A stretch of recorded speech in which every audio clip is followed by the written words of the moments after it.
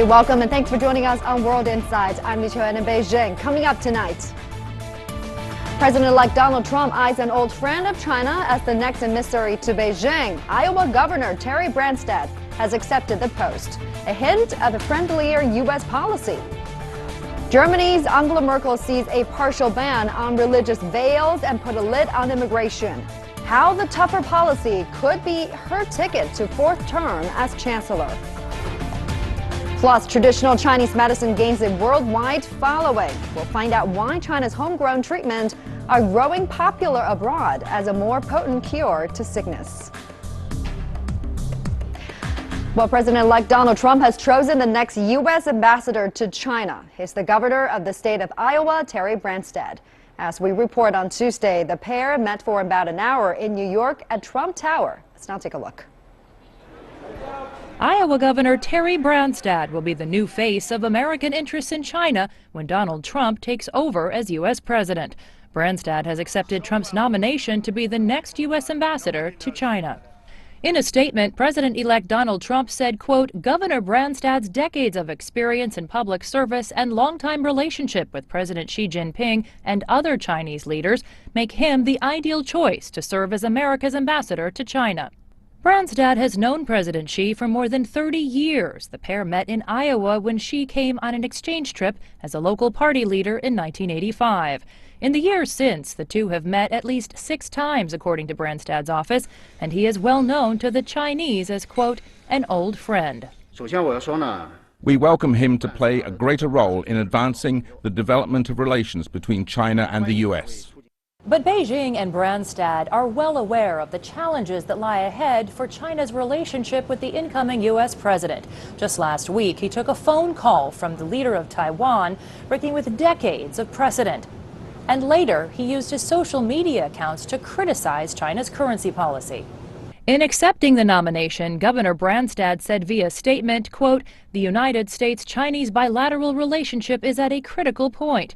Ensuring the countries with the 2 largest economies and 2 largest militaries in the world maintain a collaborative and cooperative relationship is needed more now than ever. Branstad still has to be confirmed by the U.S. Senate once Trump takes office, but that's expected to be an easy process. He's in the same party that holds the majority of the U.S. Congress. Jessica Stone, Washington. Now, for more on Trump's choice for top emissary to China, we're now joined in the studio by Mr. Jia Xiedong. He's a senior research fellow at the China Institute of International Studies. Mr. Jia, how certain are we the Governor Branstad will indeed become the U.S. ambassador to Beijing when Mr. Trump takes office? Is it a done deal without any hitch from U.S. Congress? Almost, because there are procedures to follow before he becomes ambassador of the U.S. to China officially. Of course, the nomination has to go through the U.S. Senate next step. But so far, we haven't heard, I haven't heard any, different opinions or opposition to his appointment. Actually, he's from the GOP, the Republican Party, but he's quite moderate. And actually, he's acceptable to both the Republican Party and also, especially, and even the Democrats, and also has served for, as governor of Iowa for many years. Actually, the longest-serving governor of a state in the U.S. So he's quite accepted inside the United States. Of course, he's many people in China is familiar with him, and I think that he will become the U.S. ambassador to China. Well, he is said to be an old friend of China, but how will this man make a difference? What can he bring to the table in terms of U.S.-China relationship? Yeah, he's familiar, about China-U.S. relations, and as governor of Iowa, actually has traveled to China several times to lead trade missions, and Iowa exports agricultural products and other manufactured products to China. Actually, China is the second biggest market for Iowa exports, trading Canada. So he knows the importance of China-U.S. relationship, and of course he also has personal relations with Chinese President Xi Jinping. And so as President-elect Trump says that, well, he will represent the U.S. Interests. So I believe that he brings some certainty to China-U.S. relationship amid time of uncertainty. And, as ambassador of the U.S., he plays a very important role as a kind of bridge, not only between the two governments, but also between the two peoples. He will communicate with the U.S. government, of course. First and foremost, as ambassador of the U.S. to China, he represents the U.S. president. He implements the president's policy, China policy. But he has a very special responsibility as he stays in China and has, hundreds of eyes and ears at the U.S. Embassy working for him. And so he has a responsibility to communicate to the United States what's the reality here in China, what's best in interest of the bilateral relationship. So as you said, the president-elect really chose a familiar face to many in the capital to become the future ambassador to China, and this man has a relationship. He knows President Xi Jinping on a personal level. But consider the context. This really happens just days after the president-elect talked to Taiwan directly on the phone, breaking diplomatic protocols. What does this say about Trump's China policy? What kind of message is he sending right now? For decades, the U.S. policy towards China is double-faced, so to speak. And we see cooperation between the two countries. We see, good times and bad times in bilateral relationship. And so that will, remain for the future. And so we see President-elect Trump, we see some China bashing during the campaign and since the election. And but with the appointment of the ambassador, we can see that he knows what's in the best interests of China-U.S. relationship, what works for the United States.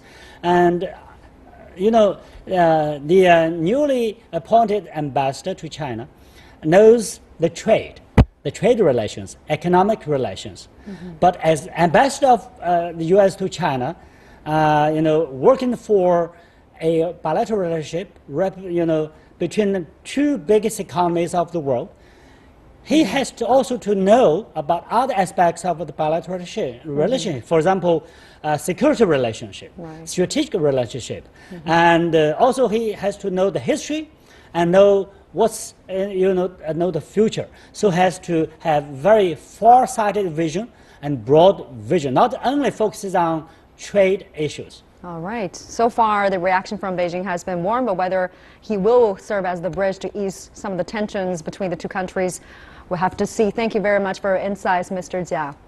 In other stories we're following for you tonight, German Chancellor Angela Merkel has won a new 2-year term as the leader of the Christian Democratic Union Party with 89.5% of the delegates' votes. Now, this represents a solid mandate from her party as she prepares to seek a 4th term as chancellor in Germany's election next year. In Merkel's speech, she told political allies that she wants to stem the influx of migrants and restrict the use of face-covering veils. But is this a sign of the collapse of liberal values in Europe? She means no words in checking the use of religious veils and tightening the screw on immigration. Angela Merkel has for the first time endorsed her party's call for a partial ban on the burqa and the niqab in Germany. With interhuman communication, which plays a crucial role here, we show our face. This is why the full-face veil is not appropriate and should be outlawed wherever it is legally possible. It does not belong to us. Her Christian Democratic Union is expected this week to pass a motion proposing a ban on the full-face veil in some areas of public life. France has carried out a full burqa ban since 2011. At the end of last month, the Netherlands' lower house approved a ban on the burqa and niqab in official buildings, schools and hospitals. And similar bans are already in place in Belgium, Bulgaria and the Swiss canton of Tessin. Merkel has seen her approval rating slip since her decision to keep borders open during last year's Europe-wide migrant crisis. This time, she said the situation in 2015 cannot, must not, and will not be repeated. Not all of the 890,000 people that came here last year will be able to stay here, but every single one will be seen as an individual, not as an anonymous part of a mass. Following Brexit and Italy's referendum, rising populism and support for far-right parties have sent jitters to the rest of Europe. When the continent's politics has been turned upside down, could Merkel's new policies make sure that Europe doesn't come out weaker from the challenge to liberal leaders? And to talk more about German politics, we're now joined in the Beijing studio by Mr. Cui Hongjie, and he's the director of the Department for European Studies at the China Institute of International Studies. Also in Beijing with me, we have Max Romer, a Yenching scholar at Peking University. And in Brussels, we have Paul Ivan, a senior policy analyst at the European Policy Center. Welcome to you all. So the German Chancellor, Angela Merkel, has called for a ban of the full-face veil in the country. This is kind of the first time she made such comments in a major speech. First of all, how do you feel about this, coming from the famously tolerant Chancellor? Max first. Well, we've talked about this a little bit before, and I believe this is simply a move towards pragmatism by her. I think it's good that she did it, because what has happened before was, to a large extent, political suicide. It is good to be open to the world. That is very important, and it's very important to send out these messages. But right now, it's more important for her to unify the party again, which is split. The CDU, the Christian Democratic Union, and its Bavarian sister party, the CSU, are split about a lot of issues.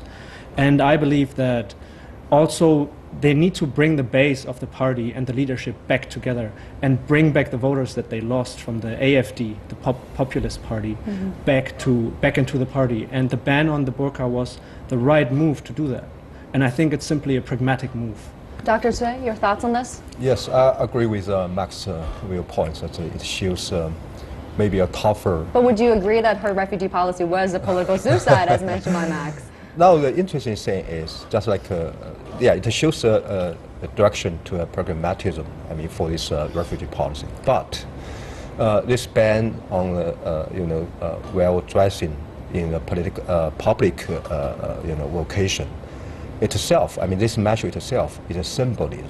Because also, the full well-dressing in Europe is not so often, is not so usual, especially in Germany. So I think it shows a very, very interesting direction of a policy by Chancellor Merkel. She will try to give a very strong message to those people, to average people, say that, okay, I will be with you because I need to get a vote from you. So I understand what you're feeling about this religion problem and some refugee issue, but I think that it could not do something more, for Chancellor Merkel to deal with this issue, this crisis directly. So it's a kind of, I would like to say, yes, it's pragmatic, but it could not deal with the refugee issue itself. It will be helpful for the election in next year. Mr. Ivan, what do you think of this? Is this just for re-election's sake, or is this something more significant, a signal might, for drastic policy shift on the refugee policy?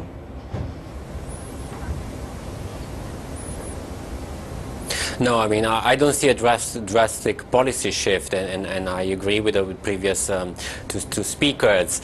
What we see is clearly that Merkel had to compromise with the more conservative, more right-wing part of her party. As was said, she needs to unify the party, to bring people together, also to bring the people that move towards AfD, that the voters of the CDU that we're seeing in the AfD, in the populist AfD, as stronger defenders of issues of identity, of stronger on security.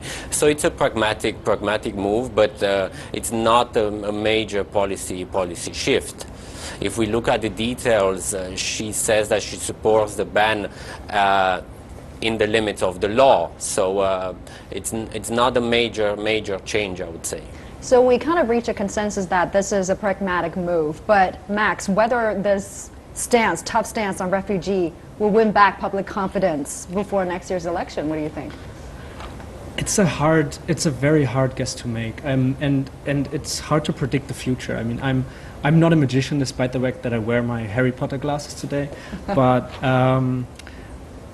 I hope it will. But Brexit and Trump has taught us that there are serious issues, that there's quite a substantial part of the population in Europe and in Germany that is overlooked. And it will be hard to win back these votes, but I believe that these steps, and maybe gradually also other steps, will be taken to move back that voter base from the AfD. And if you look at the AfD, the only reason why I think most people vote for the AfD is because they have this sense of fear. They feel injustice, they feel left out. And there's simple economic incentives that Merkel needs to re-invoke. And I think she has a chance of winning. Right now, if the elections were being held next Sunday, she would win by 36%. So there's still a lot of support for her. But her popularity was much more higher, compared to last election. So was her party.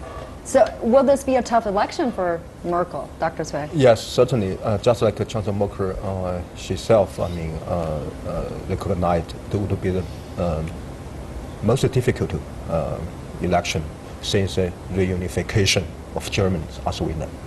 I think now the question for Chancellor Merkel is, now everything is fine. I mean, for economies and everything now for Germany is fine. Very, very high employment. But now the main question is refugee migration issue and related criminals and the security issue. As we know, recently a girl was repaid and killed. It raised a very, very big, negative response in Germany. So I think that once this incident happen again and again, it will undermine the support, the popularity of Chancellor Merkel in Germany. So now we are talking about is not the issue of Chancellor Merkel will win the election or not. Now we are focusing is the saying is, once Chancellor Merkel win for the next election, if he could finish it, once there are not so, big change for this, the environment and the whole situation for refugees. You mentioned that incident. Many say that refugees, they bring bad influence to the country, like sex crimes and homicides. But remember, in the beginning, there was a culture of welcome in Germany. We see volunteers helping refugees on a massive scale. But then you kind of see the rise of xenophobia. So, Mr. Ivan, is there anything can be done on this to reverse that trend?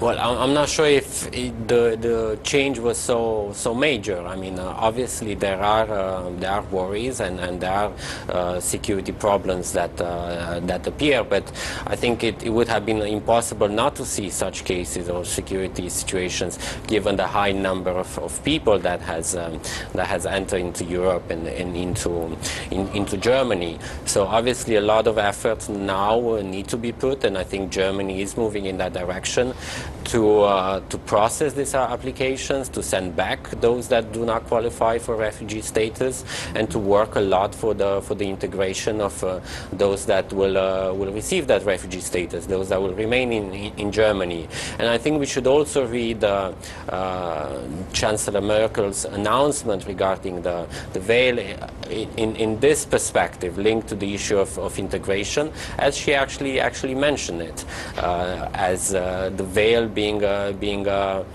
problem in what concerns the integration of the women in question. And Germany's proposal on banning the veil really follows similar bans in other countries in Europe like France, Belgium, and Switzerland. But what are the consequences of such moves? Could these moves be dangerous in some way, that it can provoke more attacks, Max? You mean the veils itself The ban like this, is it dividing the people? Is it bad for integration, like Ivan just mentioned? To be honest, it's very hard also to implement the ban, a full ban, because you basically need to have police everywhere. I think it is definitely, it can also be a part that says, that brings people together, because Germany and German people are usually, or have been, lacking the nationalism and the pride of their country, as for example in the USA. And the USA, I think, does a much better job at reinventing itself and integrating people to some extent. And if Germany also stands up for certain things it values more, and says, hey, we're here, this is our culture, and we would like to communicate with you, then this can also, I think, bring people together, and maybe other people and new migrants to realize, okay, this is a certain culture, and I'm willing to adapt to this. And it doesn't also, a full ban on the burqa doesn't mean that you cannot practice your culture, and that you are not allowed to veil anything else. That is still possible. And you earlier mentioned the AfD party. Recently, the party really has capitalized on the wave of anger against migrant crisis. And again, we see this rise of the sentiment of anti-establishment, or the rise of wave populism. Dr. Sui, do you see that the populists will dominate next year's election in Europe? Yeah, it's very possible, because if we look at what will happen in the forthcoming time, so many elections and even maybe some referendums. Also, we know now, I think that now the whole environment, or the whole direction now for European politics is going to right. We are talking about the far right wing policy, populism, everything. But now even those, elite, these traditional parties, it looks like their policy, there are some, issues already going to the right. If we look at what happened now recently for the forthcoming election in France, we can find that there's just a very, very narrow difference between those establishment party and the anti-establishment party. So I think now we need to take different categories. Firstly, the whole direction of European politics is going to right. And then now it looks like the far right wing parties, far right wing political forces, now they are going to the center of the political stage of most of more and more European countries. So I think that's a problem for European politics, and also that's the value why now people have so many focus on Madam Chancellor Merkel and the German politics. But because now it looks like AfD, the far right wing party in Germany, compared with some other its counterpart in other European countries. Right. Now it looks like the CDU shows the bigger power to control or to dominate German politics. Many have say that this is really signal the beginning of a new global order. Let's also take a look at this. The photograph from the April meeting of G5 leaders emphasizes on how much change 2016 has brought, with the rise of anti-establishment politics and the rejection of status quo. In it, Angela Merkel is seen in Hanover in a conversation with Matteo Renzi, Francois Hollande, Barack Obama, and David Cameron. But now, David Cameron resigned as the UK Prime Minister, while US President Barack Obama will leave in January. Francois Hollande is not seeking re-election, and Matteo Renzi has just quit as Italy's PM. So out of the five of them, Angela Merkel is the last leader standing. Now, the German federal election taking place next year will attract attention from the whole world, as many are depending on the chancellor to fight back against the seemingly unstoppable march of populism. So, Mr. Ivan, do you think that she can lead Europe back to the traditional order?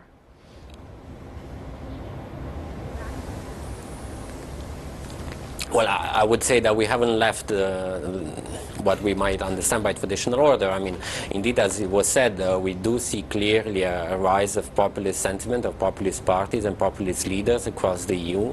I would say that clearly this wave is not unstoppable. We also saw recently with the elections in Austria that populists can be defeated. The situation is also quite diverse across the EU countries. There are countries where we actually don't see a rise in populist parties. Now, Chancellor Merkel is a symbol of stability, both in Germany and I think in Europe. And obviously, many Germans and many Europeans would want her to continue to be the Chancellor of Germany. By the looks of it, and as was mentioned, she would win elections, but obviously remains to be seen. The elections will take place next year. Many thanks to you all, Mr. Ivan joining us from Brussels, and Dr. We'll Shay, also and see, also I mean, Max joining us in Beijing. Sorry, we've got to go. We're running out of time, but appreciate your insights. Now you're watching World Insight with me, still to come on the program. We'll find out why a nuance of traditional Chinese medicine has gained worth more than a pound of Western cure. That's next.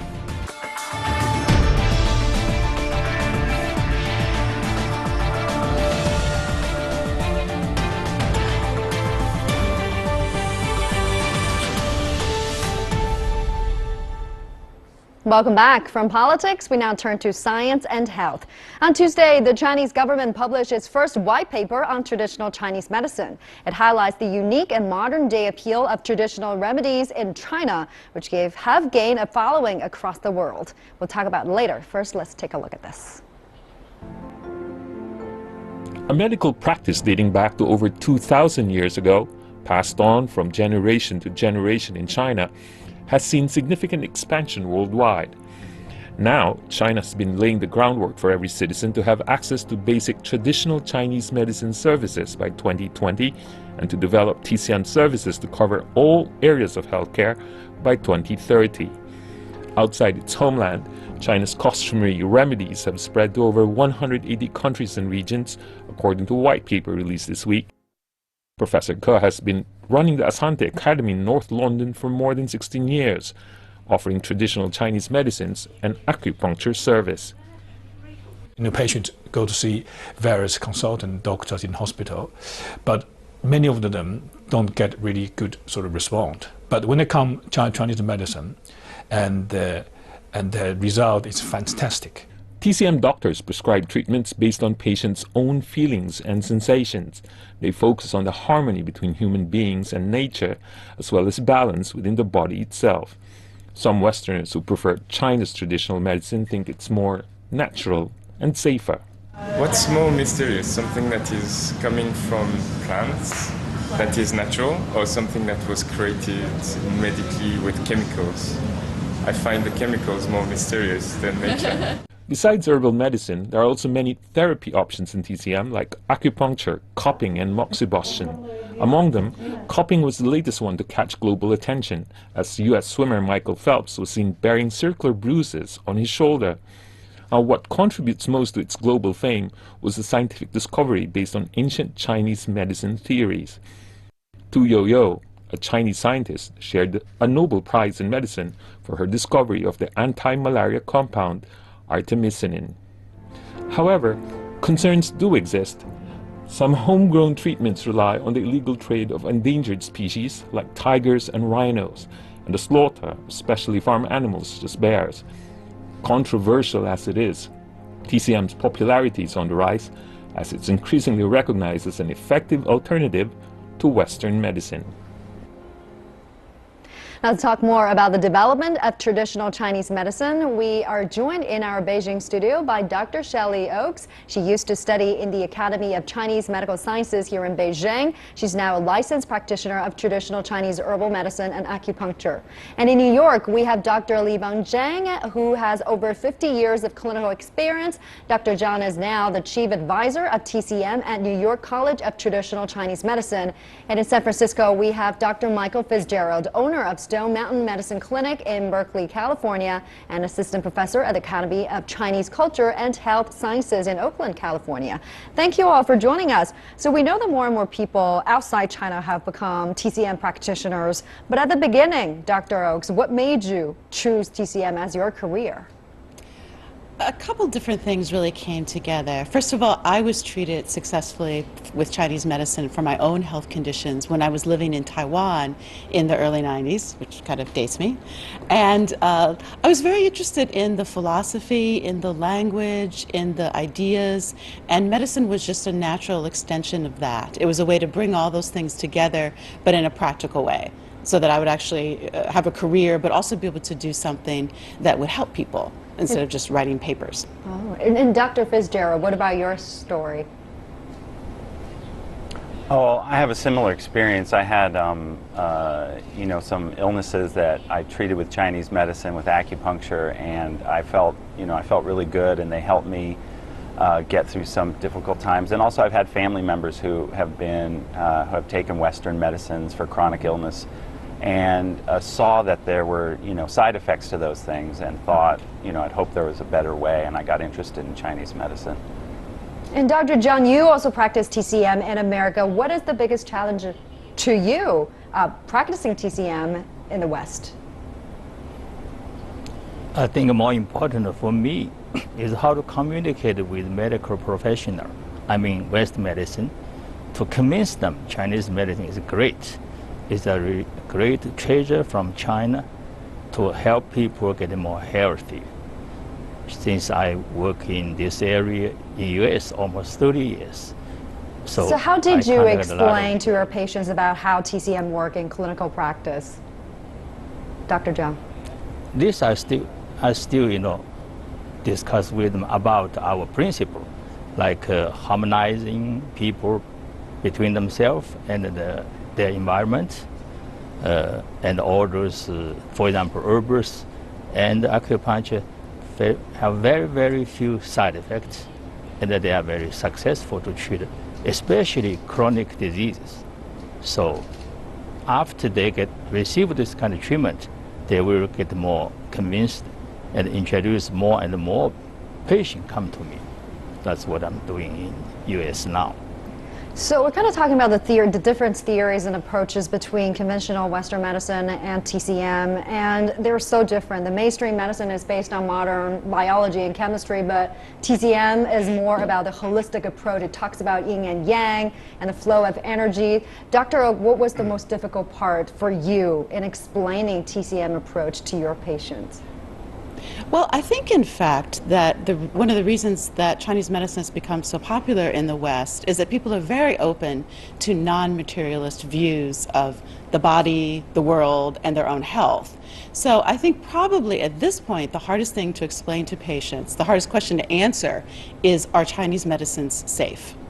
Are they full of pollutants, heavy metals, toxins, not so much toxins that are naturally occurring, but toxins that have been introduced either through the manufacturing process or somehow through the harvesting process. That's really the issue with patients at this point. You mentioned the key problem here. Now, Dr. Fitzgerald, you have deep understanding about traditional TCM formula. Now, when it comes to TCM formula, many would refer to the success of Tu Youyou, the Chinese scientist who isolated artemisinin, now the world's most important drug to treat malaria from an ancient Chinese medicine. She even won a Nobel Prize for that discovery. But critics also have warned, like Dr. Oakes just mentioned, that some TCM mixtures could contain naturally occurring toxins and even traces of animals that are endangered or trade restricted. How do you see that controversy? Is there a solution? Well, I think it's a great question. I would like to emphasize that by and large, Chinese medicine and Chinese herbal medicine specifically is very, very safe. Now, of course, there are a few medicines, usually many of them for acute illnesses, which shouldn't be taken long term. And some of the things that you've seen in the past in terms of people being hurt by toxins in the Chinese herbs are things that really never should have been taken long term. They're meant for acute conditions. Aside from that, though, there are a few compounds that it would behoove Chinese medicine to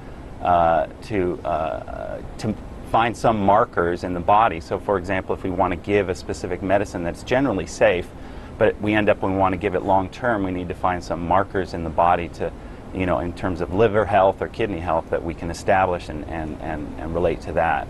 In terms of, you know, the endangered species, I mean, this is, frankly, it's a crisis at this point with the damage to rhinoceros, tigers, pangolin.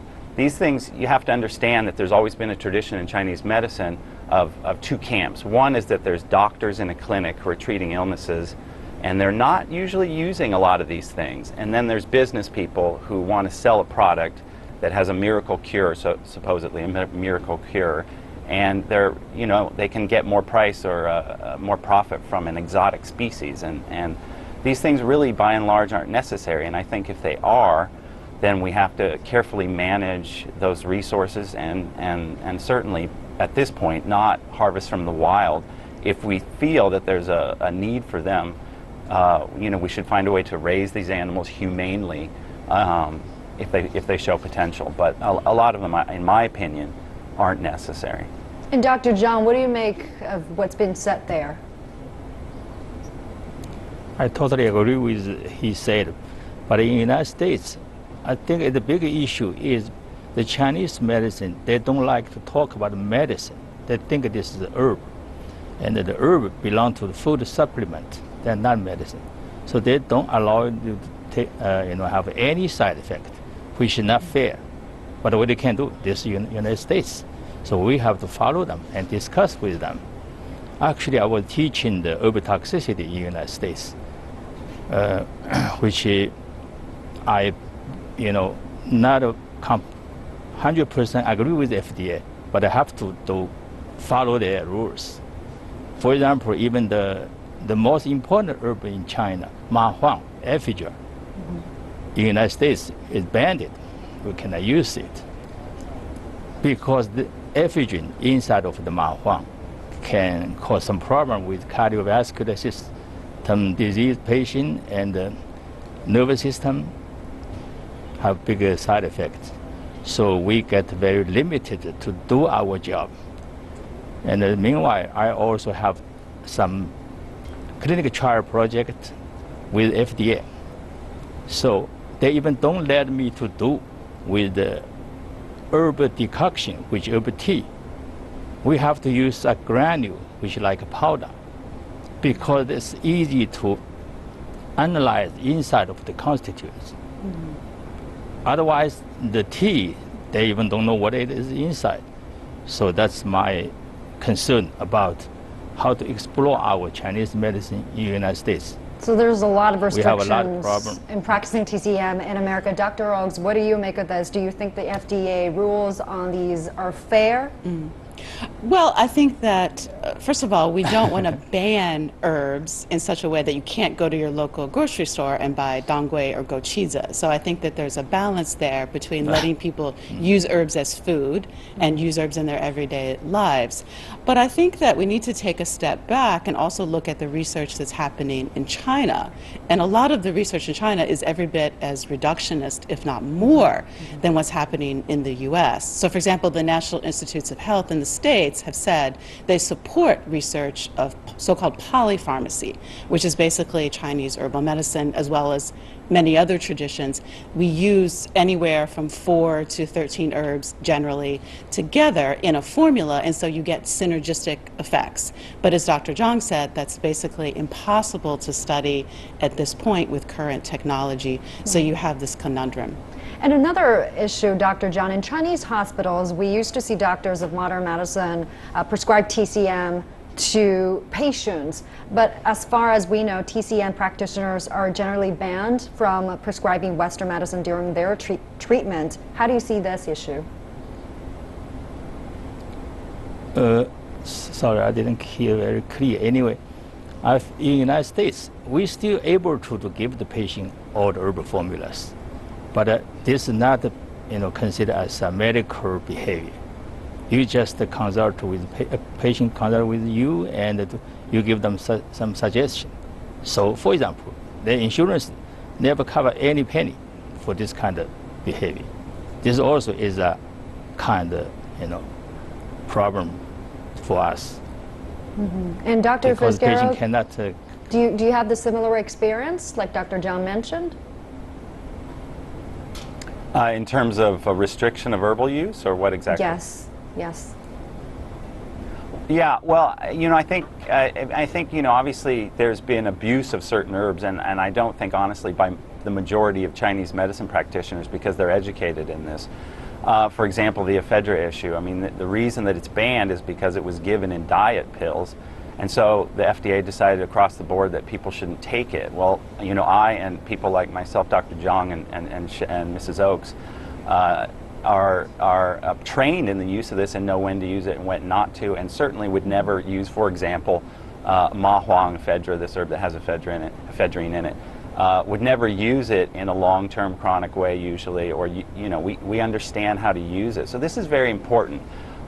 In terms of Western doctors using herbs, I just don't think they have the training. By and large, the majority of the information about Chinese medicine is in the context of this traditional view, and if you just strictly use herbs based on a study on a single use, as Shelley said, most of our formulas consist of anywhere from 4 to 15 or maybe more herbs, and they have a synergistic effect. This is very important. They balance each other out.